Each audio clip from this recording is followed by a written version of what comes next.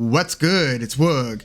We have one of the hottest young names in all of boxing making his lightweight debut against a lesser known but undefeated and very hungry opponent who has earned his big shot. We have Shakur Stevenson, 19 wins and 0 losses, taking on Shuichiro Yoshino, 16 wins and 0 losses. Shakur Stevenson, as I mentioned, one of the hottest names in the sport, and while he might not be a pay-per-view superstar just yet, he has a name that is among the most unanimously certified in terms of reputation. Like, I don't see too many people. I mean, you have fans who love and hate all types of fighters, right? I don't see too many people, whether they love Shakur Stevenson or dislike him, saying that he's anything less than an elite fighter. I think he's one of the most respected names in the sport, and he might be the most highly viewed young fighter in the sport. So remember when they were having the Four Kings conversation that then turned into Four Princes? Basically, it was a class of younger fighters, Gervonta Davis being the oldest of the group, and he was a few years older than the others, but it was Gervonta Davis, Teofimo Lopez, Devin Haney, and Ryan Garcia, while Shakur Stevenson was a couple divisions below. He was at 126. Everybody else was at 135 at the time. Out of that group, he might be seen as the fighter with the highest upside. Now, Gervonta Davis is undefeated and he's got immense crushing power, so he's pretty difficult to front on as well. But I feel like Shakur Stevenson has a name that people have fewer things to point at in terms of flaws in his game or bad moments in the ring. And I think that that's largely because when you start having more difficult opponents and more fights, there are going to be more things, imperfections in your career. I mean, Devin Haney, he's undefeated, but he had that punch against Jorge Linares that people like to continuously point to, where he was wobbled at the end of that late round. Ryan Garcia, he got dropped against Luke Campbell. Yes, he did come back to finish Luke Campbell, but he got dropped in that moment, so people could point to that. And obviously, Teofimo Lopez has a loss on his record and a kind of a disputed win, a close disputed win against Sandor Martin. So obviously, his reputation isn't as unanimously hot as it was at the time that he beat Vasily Lomachenko. I mean, before that, the thing that people would point to was his difficult fight against Masayoshi Nakatani, which we're going to get back to Nakatani. But as you start having more and more fights against difficult and quality opponents, you're going to have moments in the ring that don't go your way. You're going to have things that people will be able to see and point to say, see, he's not as good as you guys thought he was. I mean, remember Edgar Berlanga's reputation when he was 16-0 with 16 first round knockouts versus his reputation 3 fights later that have all gone the distance in decision wins? Totally different reputation. Well, Shakur Stevenson, even after having fought Oscar Valdez and you could say less than super eventful fight against Robson Conceição, but Shakur Stevenson is still undefeated. He's still winning almost all of the rounds in all of his fights. So he's still kind of treated as the shiny new object in boxing, the gold standard in terms of these young fighters and what we perceive their upsides to be. So Shakur Stevenson is now a unified champ. He's a former unified champ at 130. He was a champ at 126. So he's held belts in 2 different divisions. He held 2 belts at 130 and was pretty much seen once he beat Oscar Valdez in the most meaningful and biggest fight in his career to date. He was seen to be the best fighter at 130, and he was defending those belts against Robson Conceição, but vacated them on the scale, or should I say was stripped of those titles on the scale, missing weight before fighting Conceição, and basically fighting that fight as a lightweight. But this fight against Yoshino is going to be his actual lightweight debut. So when Shakur Stevenson was set to fight a lightweight opponent, and we knew that Devin Haney was occupied and Vasily Lomachenko would be occupied because a lot of people wanted to see and have been wanting to see Shakur Stevenson versus Lomachenko, but I do feel like that Devin Haney Lomachenko fight has to happen because you've got the undisputed champion in Devin Haney, who, yes, he is undisputed champion, but he basically beat one guy to capture all those belts. And that guy wasn't Gervonta Davis, wasn't Ryan Garcia, through no fault of Devin Haney's, wasn't Teofimo Lopez, wasn't Vasily Lomachenko.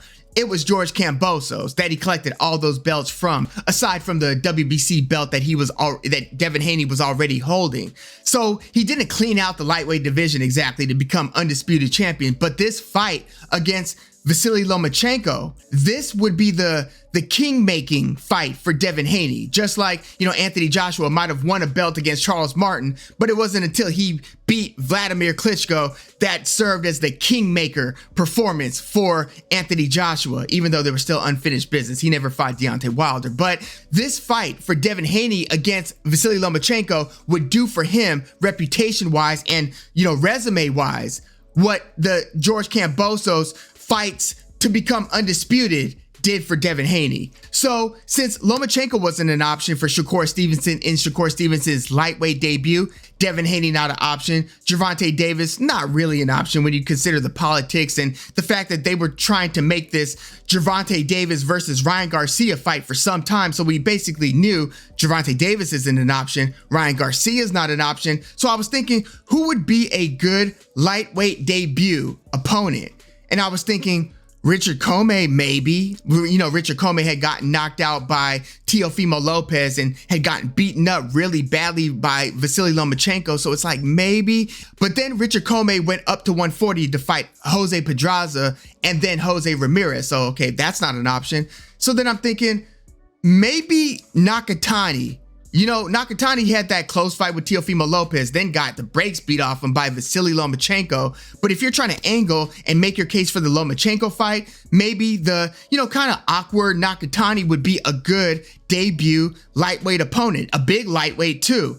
Well, Nakatani in November of 2022 had a fight against Shuichiro Yoshino. And although Nakatani looked pretty good in the first couple of rounds, this Yoshino kid kept on coming forward, throwing a looping right hand, catching Nakatani up close, refusing to fight a strictly distance fight, where you're trying to work behind the jab. Yoshino's jab wasn't doing a ton. So he would try to jab to just use that to blind Nakatani to get in range, to be able to kind of fight him in closer range, let his two-fisted attack go, and ended up stopping Nakatani in the 6th round. Like, that's earlier than Lomachenko stopped him. And again, Nakatani went the full 12 rounds with Teofimo Lopez. So if not Nakatani, then how about the guy who just stopped Nakatani in Shuichiro Yoshino? I don't think this is a bad lightweight debut at all. This is somebody who's earned his spot. Even if you look at like the ring top 10 lightweights, you'll see Yoshino like 2 spots behind William Zepeda. So he is in the mix, essentially. We just don't really know about him as much because this fight against Shakur Stevenson for Yoshino will be Yoshino's first fight outside of Japan. His whole career has been in Japan thus far. And before that win over Nakatani, Yoshino had beaten Masayuki Ito. Ito was a 130-pound belt holder. That's actually who Jamel Herring beat to become 130-pound belt holder, 130-pound champ. So Yoshino's last 2 wins are pretty impressive. Yes, Ito was fighting one division above, basically where he had his heyday, but Ito was still a good fighter, still a pretty hard hitter, probably not as hard a hitter at 135 as he was at 130.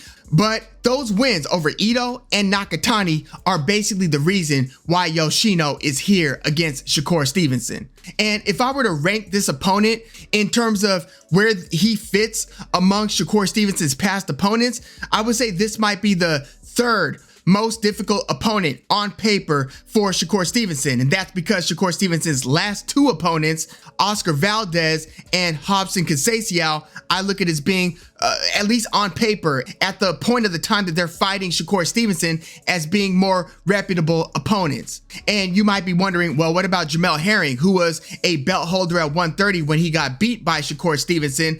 But Jamel Herring was already in his mid-30s by the time he fought Shakur Stevenson. So I look at Yoshino at this point being perhaps on paper just a little bit better than Jamel Herring was at the time Shakur Stevenson versus Jamel Herring took place. With that said, I think that most of us thought that Jamel Herring would at least be a formidable opponent for Shakur Stevenson. Well, Shakur Stevenson ended up having a performance of a lifetime against Jamel Herring. Like, in the early rounds, this was looking nearly like Floyd Mayweather versus Arturo Gatti in the first couple of rounds. It looked bad to the point where, you know, the commentary between Andre Ward, Timothy Bradley, and Tessitore, like, it got borderline comical. Like, there was a moment where Jamel Herring was getting beaten up so badly in the first couple of rounds, just getting hit with just about everything Shakur Stevenson threw, that Jamel Herring kind of threw like a half jab, and then Andre Ward basically said, see there, guys, Jamel Herring just threw a jab while trying to keep the hand guarding his face at the same time. It's not a good look, fellas. Basically saying that Jamel Herring was trying to throw the punch and keep it guarding himself all at the same time. But it got really bad. Yes, Jamel Herring did put up a spirited effort in the middle rounds, got stopped late. But if you look at Shakur Stevenson's, you know, his history thus far, the way that he beat Joet Gonzalez seemingly easily, the way that he beat Felix Caraballo, and then he started beating Jamel Herring, Oscar Valdez, Robson Conceição, I feel like most, if not all of the boxing public feels that, yeah, Shakur Stevenson is the real deal. So in this lightweight debut versus Yoshino, one thing I'm considering here is that we take for granted when, like, guys who look like they are just world beaters move up a division, and we assume that they're going to have the same level of success. I think that this fight against Yoshino is going to be rougher than a lot of people might think. In fact, if you look at Yoshino's skill set, I would say the fight that we want to point to for Shakur Stevenson, a southpaw who's going to be fighting Yoshino, orthodox, is Jeremiah Nakathila. Now, if you remember that fight, Shakur Stevenson was a little bit gun shy. Like, he respected Nakathila's deadly right hand. And I remember doing the breakdown for that fight, and I was saying, look out for that Nakathila right hand. He likes to let it go early and often, and it's accurate and powerful. And Shakur Stevenson was winning the vast majority of the rounds against Nakathila, like he does against most opponents, but he was respecting the right hand to where he wasn't letting too many long combinations go. He wasn't allowing for long exchanges or for the fight to be continuously fought within striking distance, close quarters. Like, he didn't fight Nakathila the way that he recently fought Conceição. I feel like he respected Nakathila's power more than he respected Conceição's. And yes, we have seen Nakathila since knock out Miguel Berchelt. I look at Yoshino's right hand as being not as deadly as Nakathila's, but he does like to wing kind of an awkward looping right hand, and he couples it with a straight right hand. So he's got kind of a right hand that comes at an upward trajectory, and then another type of right hand that he kind of slings. And it's a very hard shot. It's a hard right hand, but unlike Nakathila, Yoshino has more of a two-fisted attack. So it's not only the right hand that you need to worry about. So Shakur Stevenson, who's kind of like a master of range control, master of distance, he's got less than a knockout punch. And I feel like people have a misconception that if you don't have a knockout punch, that people shouldn't fear you. Well, there's a reason why even the Oscar Valdezes stop pursuing the attack as hard when they're being kept on the outside, peppered with hard, sharp shots. These aren't knockout punches, but ask Oscar Valdez what it feels like getting hit by a Shakur Stevenson left hand or a jab. Yes, Oscar Valdez is a tough guy, so he might be like, it was nothing, but you can see his body language in there and see that it's clearly something, especially if you're getting hit with a punch that you are not timing properly. If you know the punch rhythm of your opponent, you have much more of an opportunity and ability to kind of move with the punch, or at least kind of cushion the punch with your shocks, essentially. Like, you know, if you're driving a car, your shocks, you're able to kind of move with it so it embraces, it cradles the punch just a little bit. Shakur Stevenson, I would say even a little more so than Devin Haney perhaps. I mean, time will tell, is a trickier fighter when it comes to timing, to where you see Shakur Stevenson opponents get hit with like a jab that rocks their head back because they truly didn't see it coming.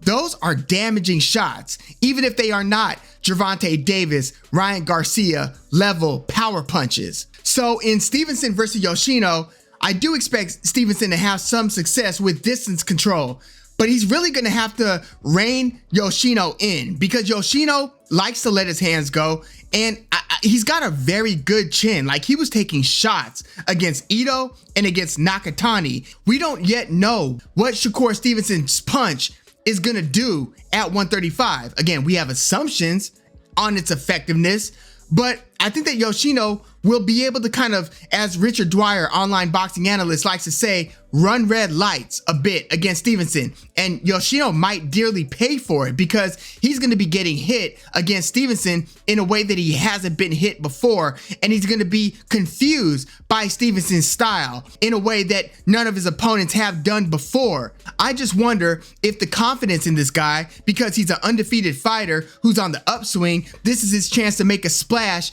in the United States. This fight is going to be fought in Stevenson's hometown of Newark, New Jersey. I just wonder if Yoshino is going to be able to walk through some of the lead hand activity Shakur Stevenson has going on, because in some of Stevenson's fights, the opponent isn't even able to get Stevenson out of plan A. They can't get by that right hand lead because they haven't gotten the angles down, and Stevenson is comfortable enough to let their left hand go to let you know that it's in his back pocket. So some guys are kind of relegated to staying on the outside and are more or less satisfied with, okay, maybe I just hang out here because I certainly don't want to walk into a straight left hand.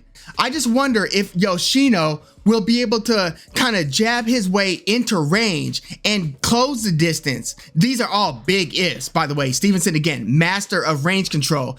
But I think that Yoshino is going to be able to get inside a bit and make it tough to where Stevenson does a little more backing up than he did against Conceição, than he did against Jamel Herring. He put his foot on the gas against Jamel Herring. Against Yoshino, because of his activity, his energy levels, and his power, I think that Shakur Stevenson might try to insist that this stay at range instead of walking Yoshino down and beating him up. Now, if Stevenson does decide to come forward and beat Yoshino up, and then I think that there's going to be some moments where this is a little bit of a firefight. I think Yoshino will get some good ones in. So I'm just wondering, again, in Stevenson's lightweight debut, does he have an appetite for those intense exchanges where you are taking some shots? Because I do think that Shakur Stevenson is a good defensive fighter. He's not Pernell Whitaker, though, where he could just stay in range and like drop his hands and move his upper body and head in a way where you are right there and the guy's still unable to hit you because your reflexes are almost like a fly's reflexes. Shakur Stevenson doesn't quite have that. But he's got closer to a Devin Haney-like defense where it is his range control and his reflexes at range, not in close, but at range, that are your defensive strong suits. So if Stevenson insists that he makes a splash at lightweight and he goes for the stoppage, puts his foot on the gas, he's going to have to take some risks here. And maybe he does want to wow his New Jersey crowd in a way that he wasn't able to in his last fight, which was also in his hometown of Newark against Conceição. He was trying to press the issue with Conceição, but Conceição at a certain point started fighting more of a survivalist fight. Once he started getting blasted continuously by Stevenson, he pretty much said, okay, I'm not going to get stopped in this fight. Let's not get stopped. Let's survive this fight. I don't think Yoshino is going to fight a survivalist fight here. And if he doesn't, is Shakur Stevenson going to say, okay, let me then fight on my back foot and make this a at range fight, use my right jab, my straight left, my right hook, kind of mix it up, but do more pot shotting than I would if I was trying to get the guy out of there. I don't know which decision Stevenson's going to make, but for the sake of argument, let's say that he fights the more aggressive fight. Let's say he's trying to make the splash at lightweight. He's trying to impress his hometown crowd. Then I think that we've got a near brawl, not quite a brawl, but it's going to be a fun fight if Stevenson wants to press the issue against Yoshino. And I think that Shakur Stevenson might then get a stoppage. But I think that at a certain point, Yoshino is going to prove to have a good chin, prove to be durable, proved to have the ability to keep on throwing hard punches, scarily hard punches, to where Stevenson at a point is going to say, okay, I tried to go forward and really apply the firepower against Yoshino. It didn't get him out of there. So let me then fight this style of fight. I think that we might get there. And I'm going to actually pick Shakur Stevenson to win this fight via decision rather than via KO, TKO. I think that this one is more likely to go the distance than not. And if Shakur Stevenson stops Yoshino, boy, that would be a statement in a lightweight debut. Even, again, it's not a big name at lightweight, but if you look at the fighters' merits and what they've done in the ring, again, Yoshino is a quality opponent. And even with that quality opponent, the betting odds are still minus 1,000 for Shakur Stevenson and plus 875 for Yoshino, at least on Odds Checker. So that tells you how much Shakur Stevenson is respected in the game. But I also think that it might be a little bit too lopsided because of the lack of awareness around Shuichiro Yoshino. I think that Yoshino might earn a lot of respect and get on a lot of people's radars and set himself up for other big opportunities with a admirable showing against Shakur Stevenson. So I'm going to go Shakur Stevenson to win, but via decision, unanimous decision. I'm not expecting a split decision or majority decision. I think it's going to be something like 10 rounds to 2. I think it's going to be a wide decision. I just don't think he's going to get the stoppage because at a certain point, I think that Yoshino will have proven to want to fight a, hey, let's just let these bullets keep on flying and see what happens type of fight. And I think that Shakur Stevenson will kind of respect game and say, okay, let me outbox you instead then. So I think we're going to get there. That's why I chose Nakathila as kind of being the applicable comparison, even though they don't throw the same type of right hand. I just think that Yoshino will eventually earn Shakur Stevenson's respect, but I expect Shakur Stevenson to still outbox him. So yeah, let me know what you think about Shakur Stevenson versus Yoshino. Are you giving Yoshino any shot here? Do you think that his style of, two-fisted combination punching, good chin, willingness to either box or to get rugged, do you think that these are going to play a significant factor in how Shakur Stevenson fights him? Let me know what you think in the comments. And if Shakur Stevenson wins this fight, do you think that he should get the winner of Haney Lomachenko? Or we should just say Lomachenko if Lomachenko beats Haney, because if Haney beats Lomachenko, I think that we all are in agreement that Haney then probably goes up to 140, right? But if Lomachenko beats Devin Haney, then perhaps we get Shakur Stevenson versus Lomachenko. But yeah, let me know your thoughts on the state of the lightweight division and what might be next for Shakur Stevenson if he defeats Yoshino. Please like the video, subscribe to the channel if you are into the fight talk. I'm Woog. Thanks for tuning in.